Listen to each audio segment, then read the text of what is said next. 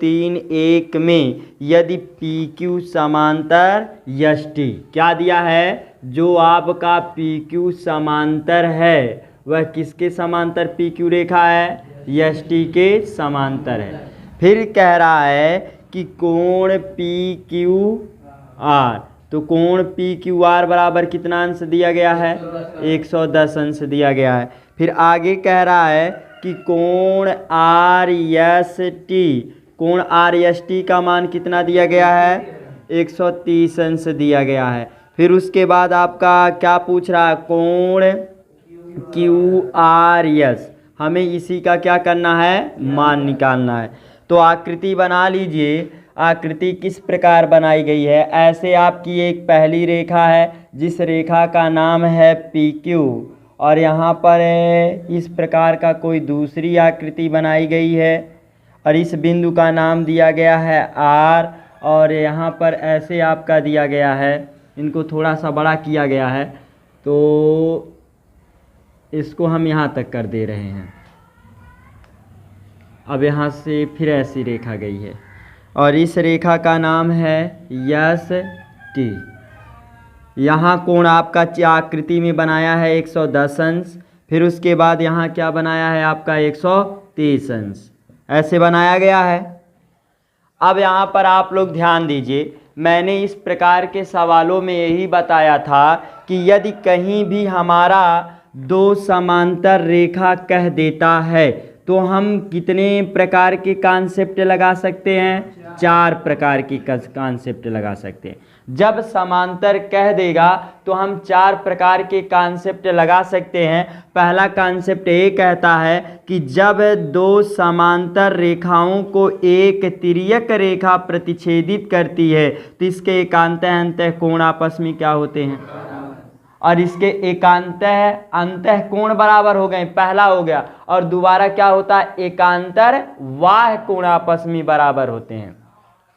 एकांतः अंतः का मतलब कैसी आकृति बनाता है, जड़ की आकृति। अंतः का मतलब क्या होता है, अंदर की तरफ, और बाह्य का मतलब बाहर की तरफ। ये आपका बाहर की तरफ, ये भी कोण आपस में क्या होंगे, बराबर होंगे।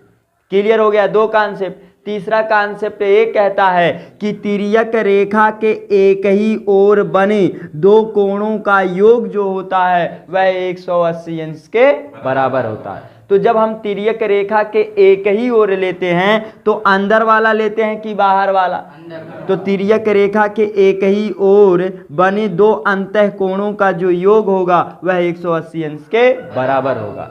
चौथा कॉन्सेप्ट क्या कहता है, संगत कोण इसके क्या होते हैं, बराबर। संगत कोण में कैसा लेते हैं, एक अंदर की तरफ वाला तो दूसरा बाहर की तरफ वाला। इतना आपको केवल ध्यान रखना था। तो यहाँ पर देखिए आप आकृति में क्या दिया गया है, क्या दिया है, पी क्यू। अब देखो पी क्यू रेखा क्या है, पी है और क्यू है। तो मैंने बताया था कि एक रेखा को आवश्यकता अनुसार आगे की तरफ भी बढ़ाया जा सकता है और पीछे की तरफ। तो यहाँ पर हमने देखा कि ये आपकी रेखा है, तो इसको मैंने क्या किया, आगे की तरफ ऐसे बढ़ा दिया। इतना क्लियर हो गया।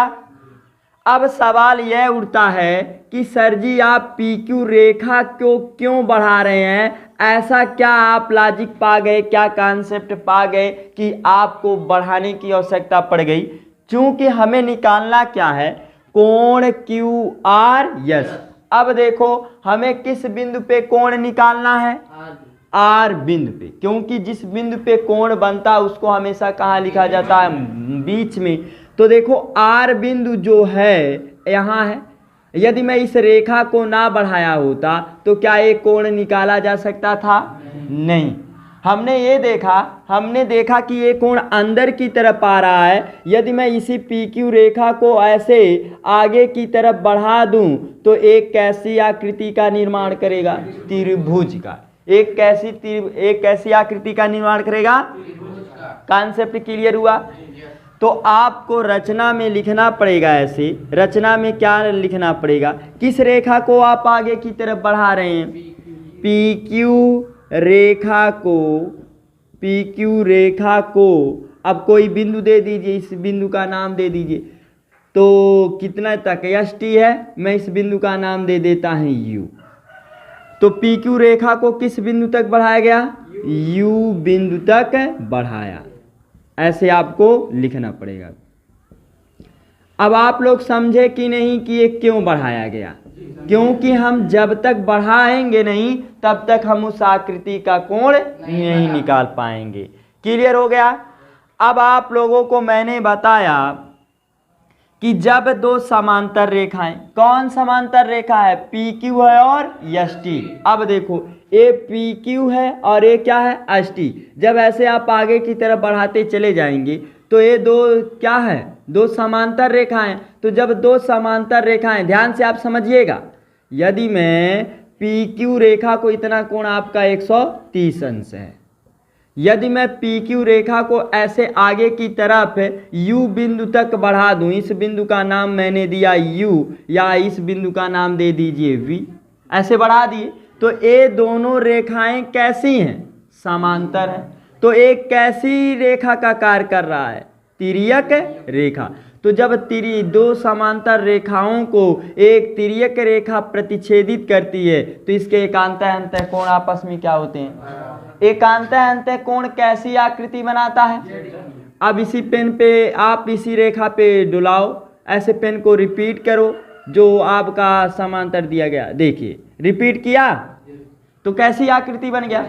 तो यदि ये 130 अंश है तो ये भी कितना होगा, इतनी बात क्लियर हो गई। अब आप देखिए, आप जानते हैं कि एक सरल रेखा पे कुल कितने अंश का कोण बनता है, यह 110 है तो 110 में कितना जोड़ दे कि 180 अंश हो जाए, 70 अंश। त्रिभुज के दो कोण क्या हो गए, मालूम हो गए, तीसरा कोण नहीं मालूम है। तो किसी त्रिभुज में, किसी त्रिभुज की आकृति में यदि दो कोण किसी तरह मालूम हो जाए, तीसरा कोण ना मालूम हो, तो हमेशा कैसा कॉन्सेप्ट लगाना, त्रिभुज के तीनों अंतः कोणों का योग जो होता है वह 180 अंश के बराबर होता है। तो इन तीनों का योग कितने के बराबर हो जाएगा, तो कैसे लिख देंगे, 70 प्लस 130 प्लस कोण आर, मैं केवल एक अल्फाबेट लिख दे रहा हूं, बराबर कितना मैं कर दूंगा 180 अंश। 70 और 130 कितने हो गए, 200, 200 प्लस कोण आर बराबर आपका क्या हो गया 180। जिसका मान निकालना उसको एक तरफ, बाकी को तो प्लस वाला उधर जाएगा तो क्या हो जाएगा, माइनस हो जाएगा। तो कितना हो जा रहा है आपका, तो कोण आर बराबर कितना आया, -20 अंश। और जबकि कोण का मान क्या ऋणात्मक होता है, नहीं होता है, तो माइनस को हम क्या कर देंगे, हटा देंगे। इतनी बात क्लियर हो गई। अब आप ध्यान दीजिए, ये आपका कॉन्सेप्ट क्लियर हो गया। हमारा पी क्यू और एस टी दोनों समांतर में दिया था, तो पी क्यू और एस टी रेखा को एक तिर्यक रेखा की तरह कार्य कर रहा है।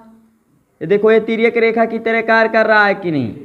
तो जब दो समांतर रेखाओं को एक तिर्यक रेखा प्रतिच्छेदित करती है तो इसके एकांतर अंतः कोण आपस में क्या होते हैं, बराबर। लेकिन एक कॉन्सेप्ट क्या लग गया, गलत, क्यों ये ऋणात्मक आया। अब यहाँ पर समझो, एकांतर अंतः कोण जड़ की आकृति बनाता है, लेकिन जड़ की आकृति देखिए इस प्रकार का बना, तो जड़ की आकृति का मतलब ये हो गया कि इसके अंदर की तरफ वाला, बाहर की तरफ वाला, तो एक कोण देखो बाहर की तरफ वाला हो गया कि नहीं।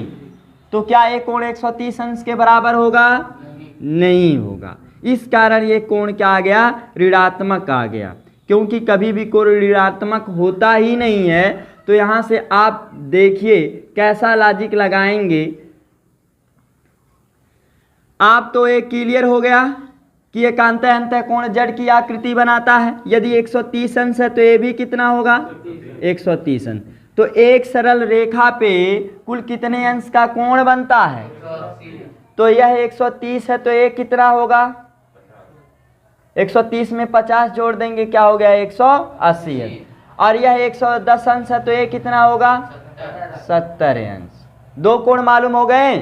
तीसरा कोण किस नियम से लगाएंगे, तीसरा कोण किस नियम से लगाएंगे, मैंने इसका कॉन्सेप्ट यही बतलाया कि यदि किसी त्रिभुज की आकृति में दो कोण मालूम हो, तीसरा कोण ना मालूम, तो हमेशा किस नियम से, त्रिभुज के तीनों अंतः कोणों का योग। अब इन तीनों का योग कर दो तो 50 प्लस 70 प्लस कोण कितना, आर बिंदु को आप लिख दीजिए, बराबर कितना हो गया 180। तो ये कितना हो गया 120 प्लस कोण आर बराबर कितना 180।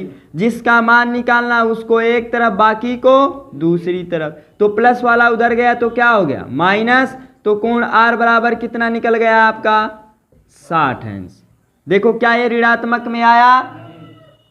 तो हमेशा आप एक बात याद रखना कि जब भी हम एकांतः अंतः कोण लेंगे तो जड़ की आकृति के अंदर बनने वाला जो कोण होगा वही आपका क्या कहलाएगा, एकांतः अंतः कोण। क्लियर हो गया। तो इसी नियम से लगेगा। अब इसको कैसे हम अल्फाबेट में लिखेंगे इस बात को आप ध्यान दीजिए। आप पहला कॉन्सेप्ट क्या लगाएं कि जो ये कोण है, अब इस कोण का अल्फाबेट में नामकरण करो। इस कोण का अल्फाबेट में नाम क्या होगा, कोण टी एस यू या कोण यू एस टी। तो लिख दीजिए कोण यू एस टी बराबर, एक कोण किस कोण के बराबर हुआ है, इतने कोण के बराबर हुआ। एक कोण में किन दो रेखाओं पे रखा, क्यू यू एस, तो क्या लिख देंगे कोण क्यू यू एस बराबर कितना अंश 130 अंश। क्लियर हो गया। मैंने कहां से लिखा, प्रमाण क्या है, एकांतर अंतः कोण से। ये मैंने कहां से लिखा, एकांतर अंतः कोण से। इतना कॉन्सेप्ट क्लियर हो गया। हमें त्रिभुज के अंदर वाला कोण निकालना है, तो त्रिभुज के अंदर वाला कोण लिख लीजिए। अब ए कोण और ए कोण, इन दोनों कोण का योग कितने के बराबर होगा, 180 अंश के बराबर होगा। अब इस कोण का नाम अभी आपने पढ़ा, इस कोण का नाम क्या, क्यू यू एस। तो लिखेंगे कोण क्यू यू एस प्लस, अब इस कोण का नामकरण अल्फाबेट में करो।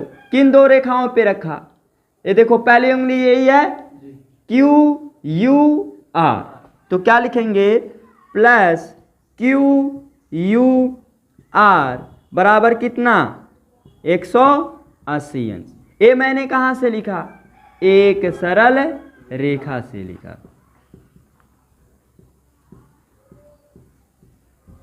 क्लियर हो गया इतना। अब आप जानते हैं कि जिसका मान निकालना उनको एक तरफ और बाकी को दूसरी तरफ। तो जब भी किसी अवयव को एक पक्ष से दूसरे पक्ष में ले जाते हैं तो चिन्ह क्या होता है, विपरीत। तो क्यू यू एस के जगह पे कितना रखोगे, 130 अंश रख दिए।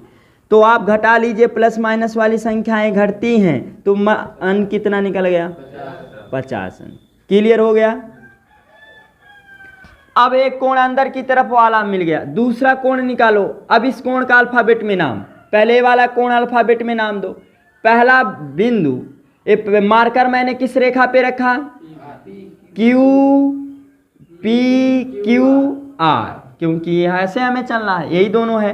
तो लिखिएगा अगला कॉन्सेप्ट, कोण पी क्यू आर प्लस, अब इस कोण का नाम दो। इतने कोण का नामकरण क्या होगा, देखो इस बिंदु पे आर क्यू यू, तो क्या हो जाएगा कोण आर क्यू यू बराबर कितना 180 अंश। ये भी मैंने कहां से लिखा, एक सरल रेखा से लिखा।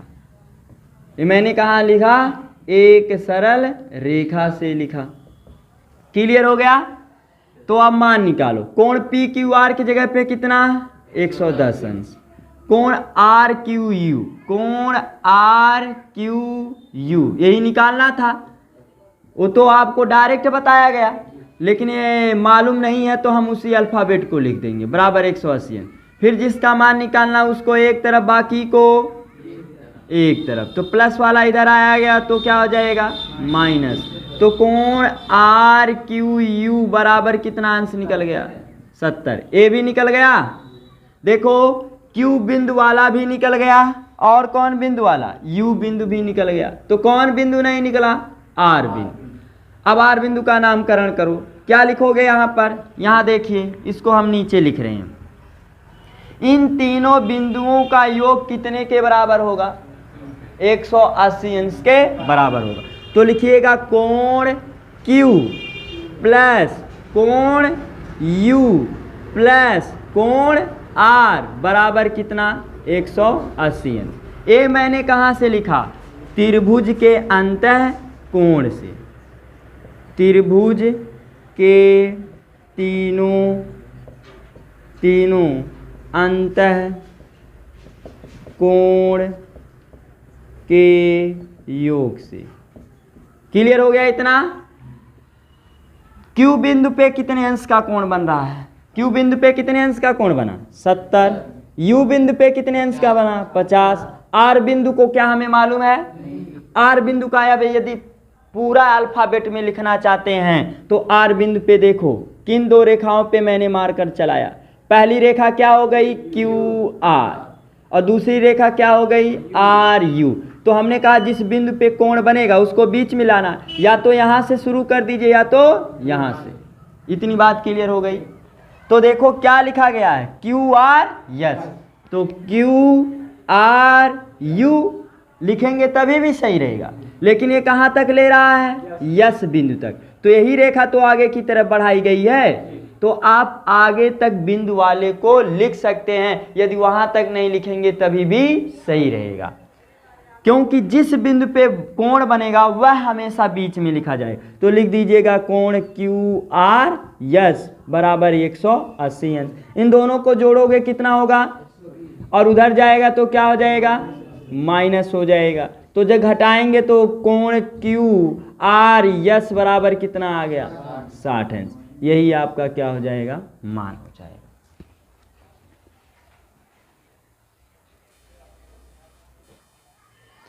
तो ध्यान दीजिए, पांचवें सवाल में आपका कथन को ध्यान से हम लोगों को पढ़ना है और जो दिया है उनको हमें सर्वप्रथम क्या कर देना है? लिख लेना। ये आपकी कोई आकृति बनाई गई है और इस आकृति में हमें किसका मान निकालना है? x और y का।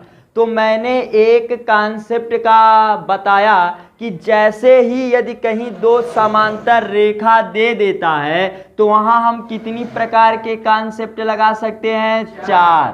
अब 4 प्रकार के कॉन्सेप्ट लगा सकते हैं। तो AB जो रेखा है वह किसके समांतर है? CD रेखा के समांतर है। एक बार हम डायरेक्ट कैसे आंसर बताएंगे बिना लिखे हुए। तो AB CD के समांतर हो गई, तो ये दोनों कैसी रेखा का कार्य कर रही हैं? तिर्यक रेखा। तो जब दो समांतर रेखाओं को एक तिर्यक रेखा प्रतिच्छेदित करती है तो इसके एकांतः अंतः कोण आपस में क्या होते हैं?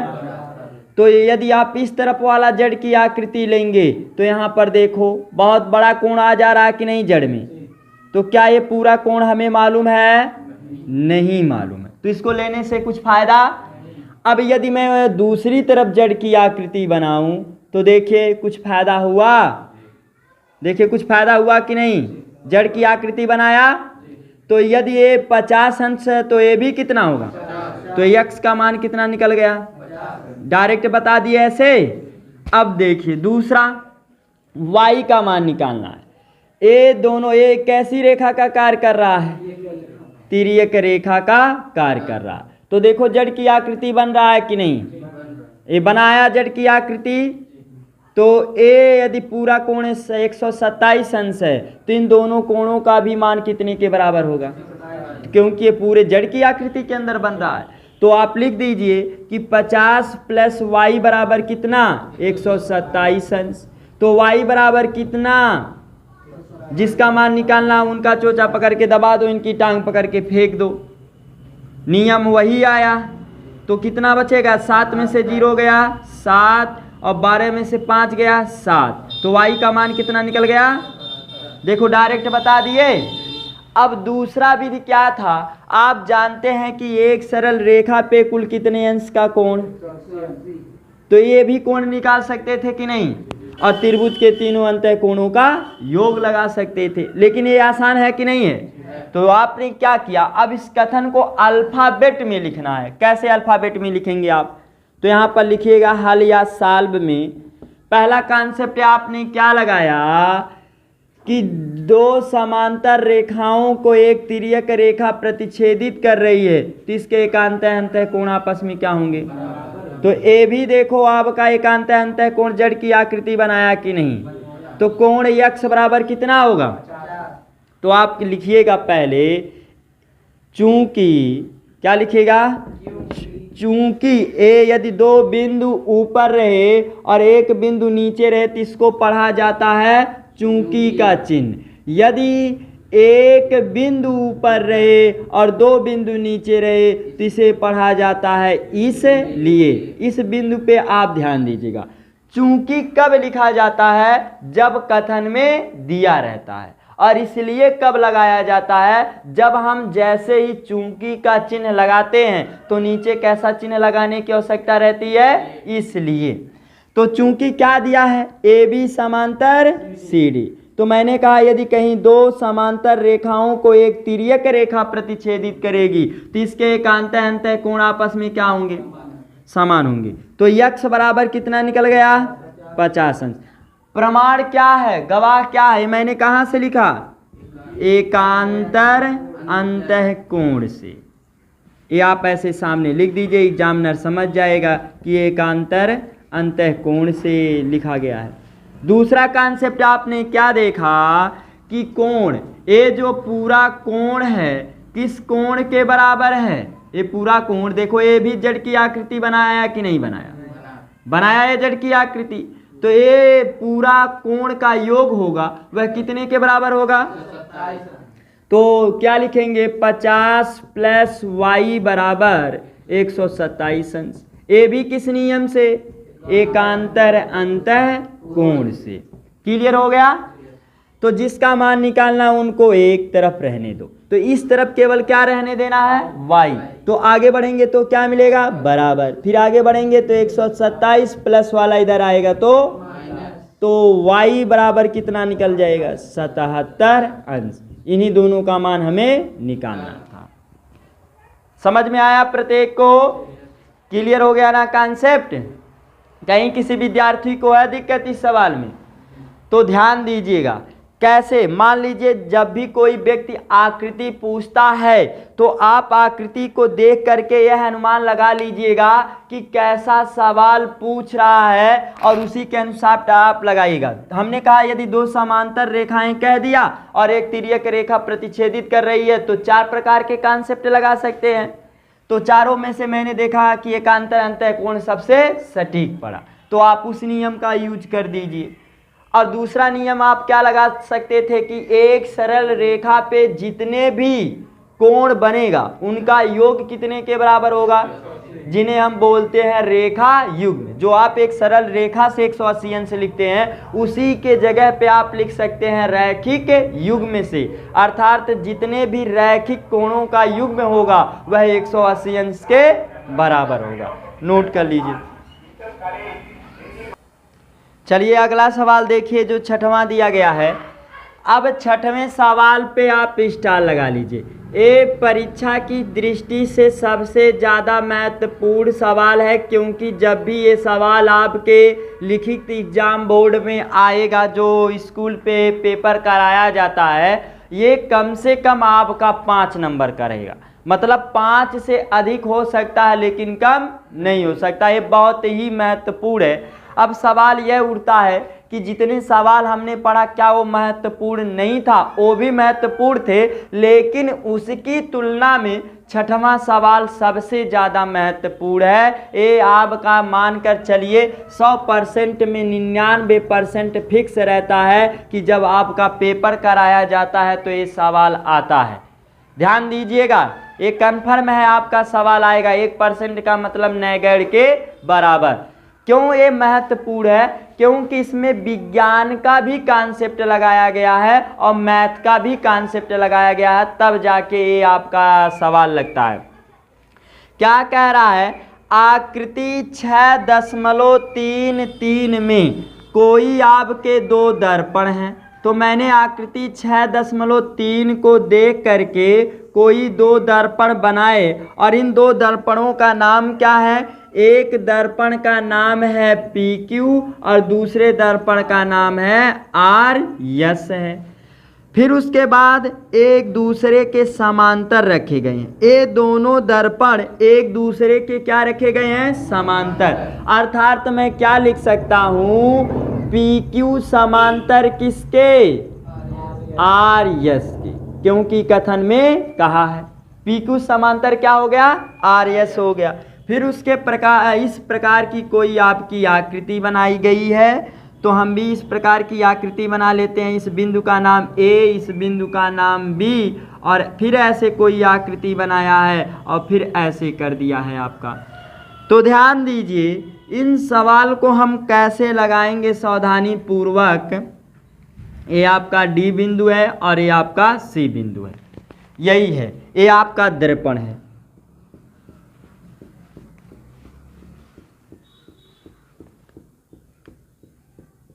ये आपका दर्पण हो गया। ये जो मैं ऐसे ऐसे कर रहा हूँ, इसका मतलब ये है कि दर्पण, यदि कोई पूछता है कि दर्पण किसे कहते हैं, शीशे का या कांच का वह भाग जिसके एक पृष्ठ पर कलई की गई होती है और दूसरा भाग समतल होता है, उसे हम क्या बोलते हैं? दर्पण। मतलब जो शीशा आप लोग देखते हैं, जैसे आप लोग सुबह सुबह जब उठते हैं तो अपने बालों को संवारने के लिए शीशे का इस्तेमाल करते हैं, तो हम देखते हैं जो उसके सामने वाला भाग दिखाई देता है वह क्या रहता है? एकदम समतल। समतल का मतलब चिकना। क्या दूसरा वाला पृष्ठ चिकना दिखाई देता है? नहीं। उस पे क्या की गई होती है? कलई।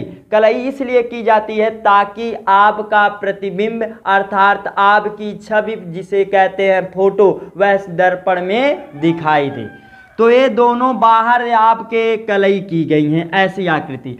तो सवाल में आपका ये कह रहा है कि आपतन किरण AB, आपतन किरण AB, अर्थात AB कैसी किरण है?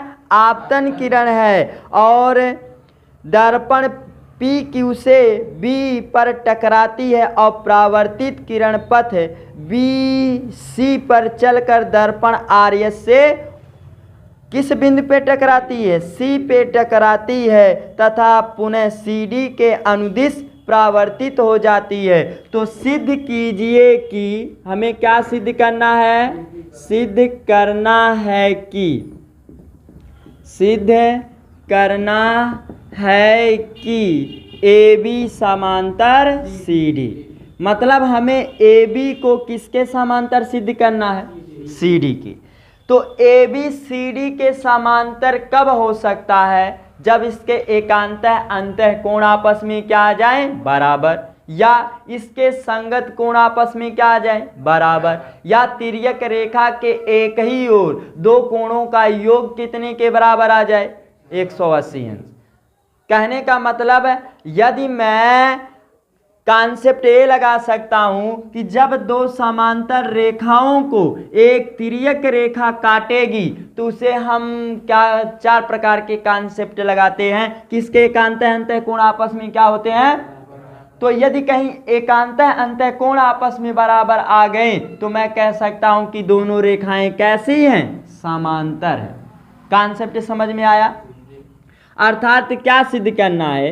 ये जो पूरा वाला कोण है, ये जो इतना पूरा कोण है, इस कोण के क्या आ जाए? बराबर। यदि ये दोनों कोण आपस में बराबर आ जाएंगे तो मैं लिख सकता हूं कि AB समांतर CD, क्योंकि ये कैसी रेखा की कैसी आकृति बना रहा है? जड़ की आकृति बना रहा।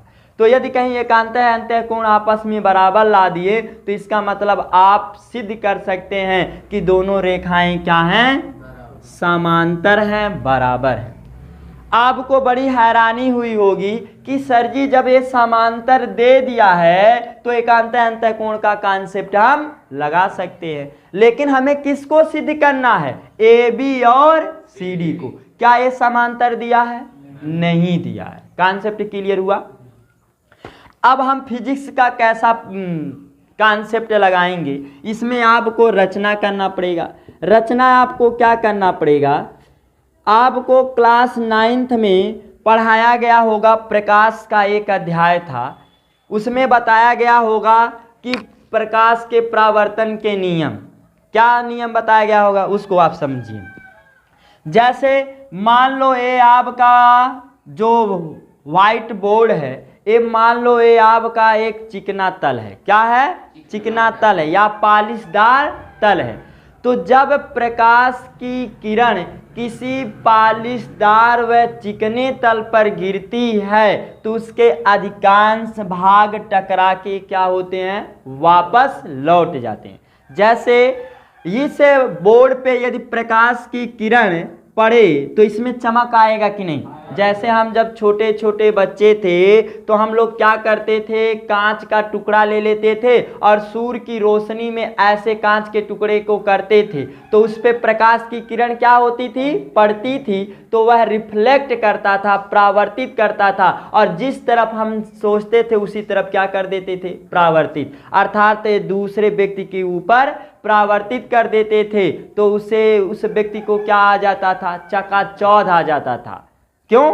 क्योंकि वह प्रकाश को एकत्रित किया और आप छोड़ दिए उसके ऊपर। अचानक में प्रकाश आ जाए तो कुछ समय के लिए हमें दिखाई नहीं देता। जैसे आप उजाले से घर में जाइए तो आपको कुछ समय बाद वस्तुएं दिखाई देती है कि या तुरंत दिखाई देने लगती हैं। क्लियर हुआ? तो ध्यान दीजिए, जो प्रकाश चिकने तल पे गिरती हैं, मतलब गिरने वाली किरणों को आपतित किरण कहा जाता है। गिरने वाली किरणों को क्या कहा जाता है? यदि मैं PQ दर्पण की बात करूं तो PQ दर्पण पे कौन सी किरण गिर रही है? देखो, AB किरण गिर रही है कि नहीं गिर रही है? तो इस किरण को क्या बोला जाएगा? आपतित किरण। इतनी बात क्लियर हो गया? तो गिरने वाली किरणों को क्या बोलते हैं? आपतित किरण। और जाने वाली किरणों को क्या बोलते हैं? परावर्तित किरण। तो एक ऐसी किरण का काम करेगा, परावर्तित किरण का काम करेगा। कॉन्सेप्ट क्लियर हुआ? तो आने वाली किरणों को आपतित किरण और जाने वाली किरणों को तो परावर्तन के नियम क्या होता है कि अभिलंब तथा आपतित किरण के बीच बनने वाले कोण को बोला जाता है आपतन कोण। क्या इसमें कहीं अभिलंब है? नहीं। तो हम क्या करेंगे, एक बार PQ दर्पण पे हम अभिलंब डालेंगे BM, और दूसरी बार हम किस दर्पण पे डालेंगे? RS दर्पण पे अभिलंब हम डालेंगे CN। ये आप दर्पण डाल दिए, ये मैंने दर्पण डाला। अब यहाँ पर लिखिएगा दर्पण, पहला कौन सा दर्पण है? PQ। दर्पण PQ पर अभिलंब, क्या अभिलंब डाला मैंने? क्या मैंने अभिलंब डाला? मैंने अभिलंब BM डाला, BM डाला तथा दर्पण RS पर, तथा दर्पण RS पर क्या था? मैंने अभिलंब डाला CN डाला, पर CN अभिलंब डाला, अभिलंब डाला। ये आपकी रचना हो गई।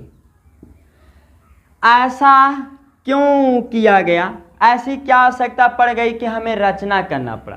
क्योंकि प्रकाश के परावर्तन का नियम होता है कि आपतित किरण तथा अभिलंब के बीच, ये दोनों आपके क्या हैं? अभिलंब हैं। ए भी अभिलंब है और CN भी आपका क्या है? अभिलंब है। तो आप परावर्तन के नियम जो होते हैं वह क्या कहता है? आपतित किरण तथा अभिलंब के बीच बने कोण को बोला जाता है आपतन कोण। और आपतन कोण को किससे व्यक्त किया जाता है? I से। किससे व्यक्त किया जाता है? और परावर्तित तथा अभिलंब के बीच बने कोण को बोला जाता है परावर्तन कोण, और परावर्तन कोण को R से व्यक्त किया जाता है। उसी प्रकार देखो, यदि मैं दर्पण RS की मैं बात करूं, किस दर्पण की बात करूं? RS। तो इस दर्पण पे कौन किरण गिर रही है? यही परावर्तित किरण अब किस किरण में बदल जाएगी? आपतित किरण में। किस किरण में बदल जाएगी? क्यों?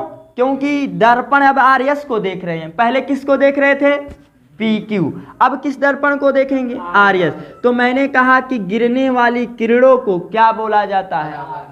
आपतित किरण। गिरने वाली किरणों को आपतित किरण और जाने वाली किरणों को, तो इस दर्पण के लिए परावर्तित किस में अब बदल जाएगा?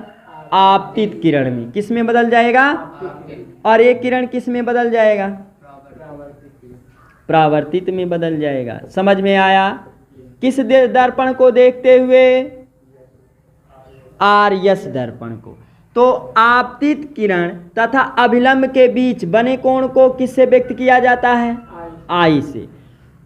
परावर्तित तथा अभिलंब के बीच बने कोण को किससे व्यक्त किया जाता है? आर से। तो परावर्तन का नियम होता है कि आपतन कोण आई परावर्तन कोण आर के बराबर होता है। परावर्तन कोण किसके बराबर होता है? किसके नियम? परावर्तन के ये नियम। अब कोण का नाम दे दो। मैंने इस कोण का नाम दिया 1, इस कोण का नाम मैंने क्या दिया? 1, इस कोण का नाम 2, इस कोण का नाम 3, इस कोण का नाम 4। समझ में आया? अब मैंने कोण में दे दिया। तो अब लिखिएगा सॉल्व में, क्या लिखिएगा? प्रूफ में। प्रूफ का मतलब उत्पत्ति, हम कैसे इनको सिद्ध करेंगे। चलिए देखिए, यहां पर जो है परावर्तन के नियम से, क्या लिखिएगा? परावर्तन के नियम से। परावर्तन का नियम ये कहता है कि आपतन कोण आई परावर्तन कोण आर के बराबर होता है। तो आपतन कोण आई परावर्तन कोण आर के क्या होगा? तो कोण 1 बराबर हम क्या लिख सकते हैं? तो कोण 1 बराबर कोण 2। इतनी बात क्लियर हो गया? यहां पर सामने दर्शा दीजिएगा, चूंकि आई बराबर आर, चूंकि आई बराबर देखो आई आर के बराबर है कि नहीं? आई का मान कितना है? 1, आर का मान कितना है? 2। अब दर्पण आरएस की बात करिए, तो आई भी यहाँ किसके बराबर होगा? आर के। तो कोण 3 किसके बराबर होगा? कोण 3 किसके बराबर होगा? कोण 4 के। ये भी किस नियम से? आई बराबर आर के। आई है क्या? आपतन कोण। आर है क्या? ऐसे मैं लिख दे रहा हूं, आपतन कोण जो होता है वह परावर्तन कोण के बराबर होता है। ये किस नियम से? परावर्तन के नियम से। ये ऐसे मैं लिख दिया।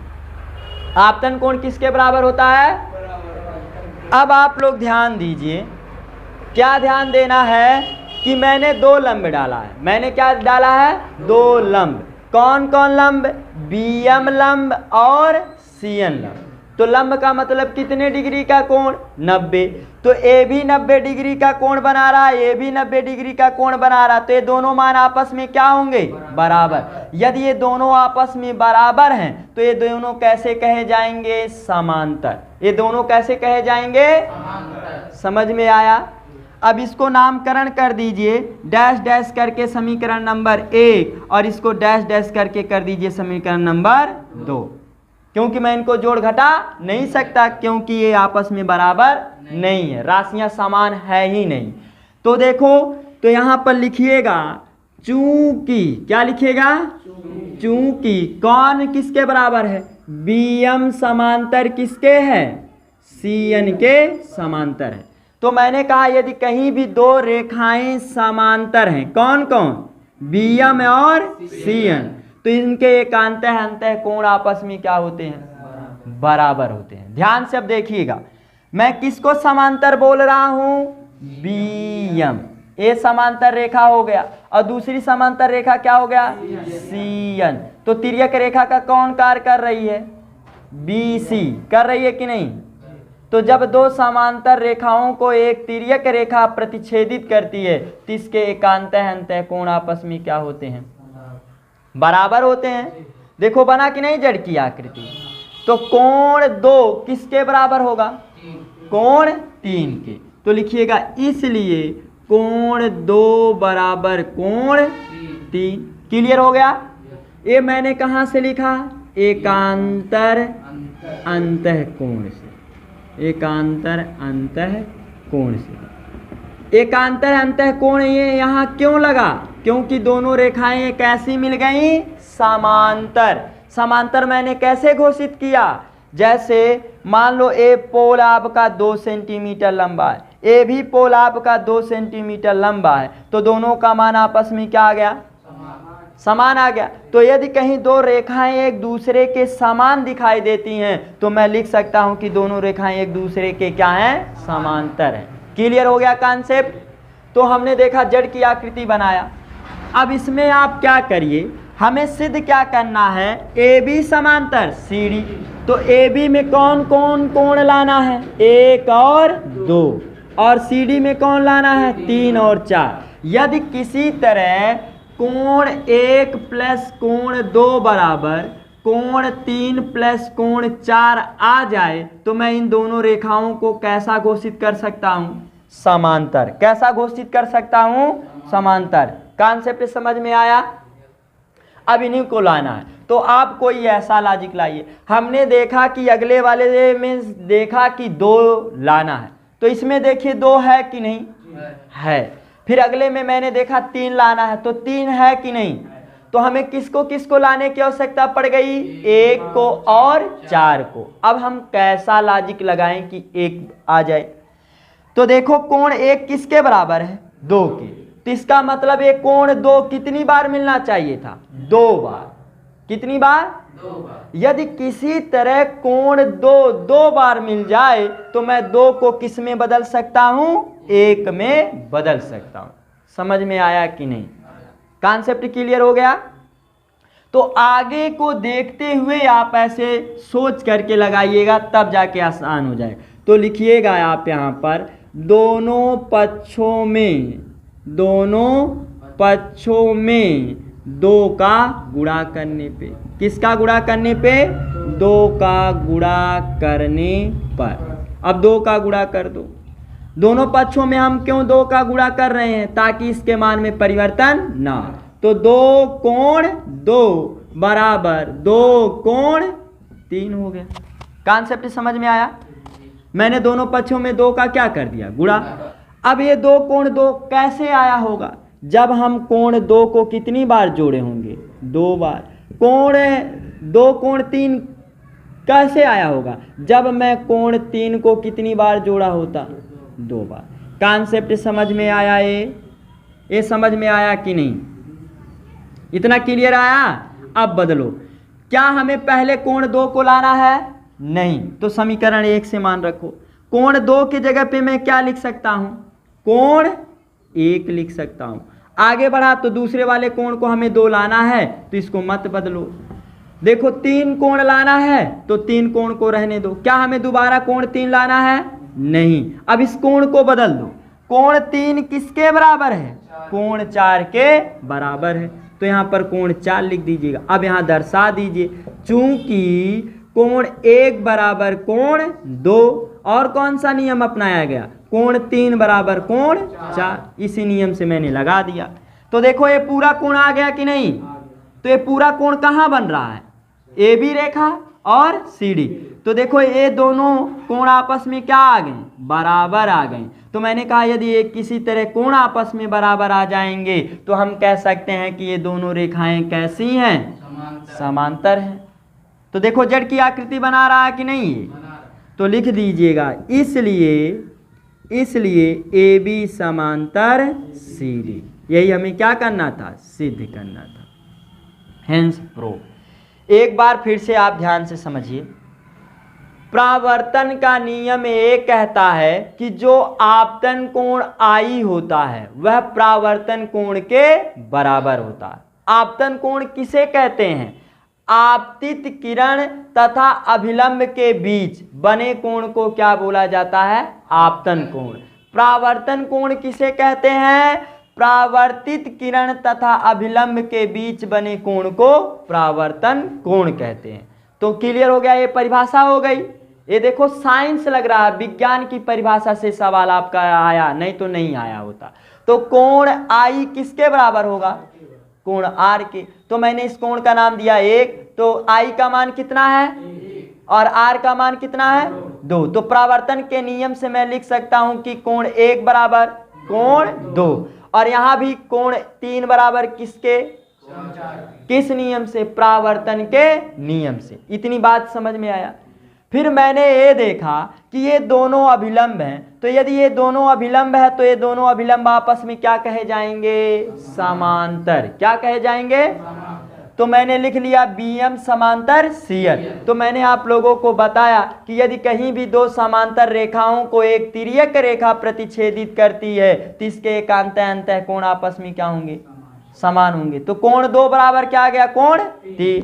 तो हमने इतना केवल कर पाया। मैंने देखा था कि हमें पूरा कोण चाहिए, कोण 1 प्लस कोण 2, और जबकि केवल हमारा एक ही कोण आ रहा है।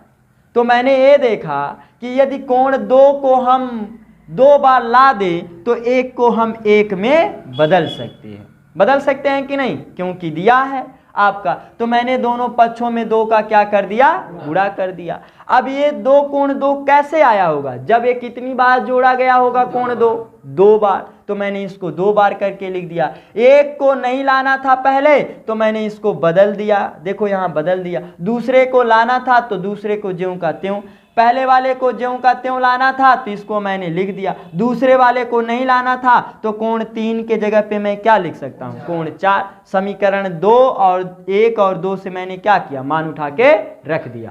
तो ये पूरा कोण इस कोण के क्या हो गया, बराबर हो गया। तो ये कैसी आकृति बना रहा है, तो जड़ की आकृति कब बनता है, जब दो रेखाएं क्या होती हैं, समांतर होती हैं। तो आप लिख सकते हैं कि यदि कहीं एकांत अंतः कोण आपस में बराबर हो जाते हैं तो मैं कह सकता हूं कि रेखाएं कैसी हैं, समांतर। यदि रेखाएं समांतर हैं तो एकांत अंतः कोण आपस में क्या हो जाएंगे, समान हो जाएंगे। यही केवल कॉन्सेप्ट लगाया गया है। ये परीक्षा की दृष्टि से सबसे ज्यादा महत्वपूर्ण है, इसको नोट कर लीजिए।